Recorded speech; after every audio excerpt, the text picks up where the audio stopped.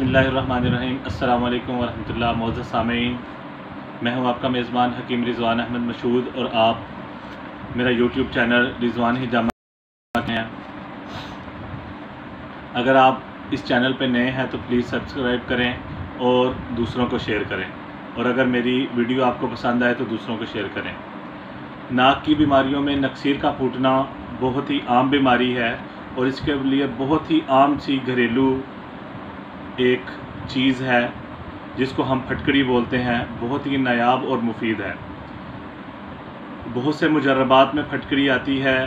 अल्लाह के फ़ज़ल से बिल्कुल दुरुस्त और मुजर्रब इलाज है। नक्सीर का फूटना अक्सर ये खून की ज़्यादती की वजह से होता है। नाक की रगें जो है खून की वजह से फट जाती हैं और नाक के रास्ते खून जो है आना शुरू हो जाता है।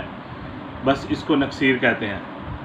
फटकड़ी बरियाँ लेकर इसको बारीक पीस लें और बतौर नस्वार इसको सूंघें तो इंशाअल्लाह नक्सीर का जितना भी ज़्यादा खून होगा लम्हों में बंद हो जाएगा, क्योंकि फटकड़ी अकेली ही एक अक्सीर है और इसका इस्तेमाल अज़हद मुफीद है।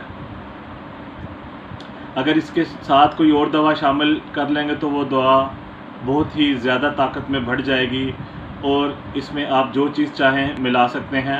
हम एक चीज़ आपको मिलाकर बताते हैं कि अगर आप फटकड़ी बरियाँ लेकर इसके अंदर अरके कासनी कर लेंगे, किसी शीशी के कार्प में बंद कर रख देंगे और बवक्ते ज़रूरत इसको किसी ड्रॉपर के ज़रिए नाक में डालें या इसको सूंघें, इससे नक्सीर फ़ौरन बंद हो जाएगी।